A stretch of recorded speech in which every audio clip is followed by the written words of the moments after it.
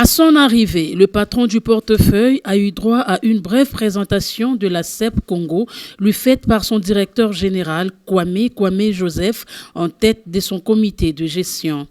Après cette étape, le ministre a parcouru l'ensemble des installations, notamment les pipelines, les pontons, quais d'accostage et de chargement, ainsi que la station de contrôle technique des véhicules.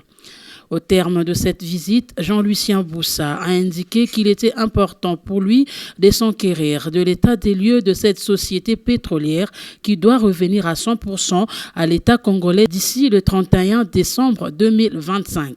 Dans cette perspective, le ministre du portefeuille a institué une commission devant statuer sur différentes questions. Nous sommes venus visiter des installations stratégiques, aussi bien CEP qui utilise les infrastructures et les équipements Finalog, que Finalog en tant que tel gère des installations très stratégiques pour les pays. Et comme l'a dit le DG de Finalog, peut-être beaucoup de monde ne se rendent pas compte de l'importance stratégique de ces installations. Vous avez les carburants qui vous arrivent par Angoango, qui est transporté jusqu'à Kinshasa, qui est stocké au niveau des CEP Congo. Et vous avez bien vu combien le carburant est très très important dans la vie économique et sociale de la nation. Ceux qui prennent la charge de gérer, de les transporter, et les équipements qui sont utilisés sont tellement stratégiques qu'il faut faire attention à cela. Mais il y a un enjeu derrière cela, c'est qu'au 31 décembre 2025, l'État qui est associé à 40% aujourd'hui va devenir propriétaire à 100%. Il faut donc venir se rendre compte de l'état de ces équipements pour savoir décliner le reste du processus. Et si l'État propriétaire reprend donc les 100%, comment nous comptons agir après? La réponse n'est pas donnée aujourd'hui.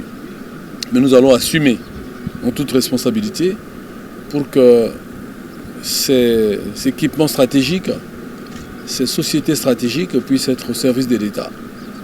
Et que nous puissions les considérer comme étant des équipements essentiels pour la vie de la nation. Nous sommes en train de travailler sur les sujets et pour que ces actifs soient préservés pour les générations d'aujourd'hui et de demain. Pour le directeur général de la CEP, la visite du ministre est un motif de satisfaction et une occasion également de lui soumettre les difficultés de la société. Nous avons ou nous gérons des actifs stratégiques pour le pays. Tout le monde ne le sait pas. Mais si nous nous arrêtons, c'est le pays qui s'arrête. Et donc nous avons des besoins, nous avons des contraintes, nous avons des difficultés. On ne va pas les citer maintenant. Mais je pense que dans d'autres forums, on pourrait approcher le ministre pour qu'il nous apporte son soutien. De son côté, Baba Moussa Diallo, directeur général de Finalog, le partenariat entre l'État congolais et la tierce partie est à encourager. Il s'agit là d'actifs très très importants pour la nation, des actifs stratégiques qui permettent le transport de tous les produits pétroliers pour approvisionner tout l'ouest du pays et une partie du nord du pays. Qu'est-ce que nous attendons de Monsieur, Son Excellence le ministre?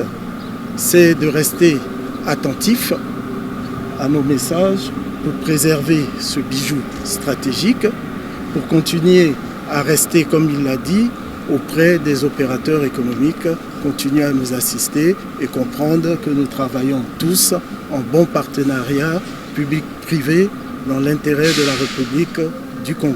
Se rendant à l'évidence, Jean-Lucien Boussa a vu l'ampleur sur terrain et les défis que doit relever la CEP Congo, entre autres les problèmes d'ordre financier, l'envahissement des différents sites de la CEP Congo par des constructions anarchiques. Il a par ailleurs promis de passer le message au gouvernement et ce en termes des propositions pour des solutions éventuelles. Une descente qui vaut son pesant d'or.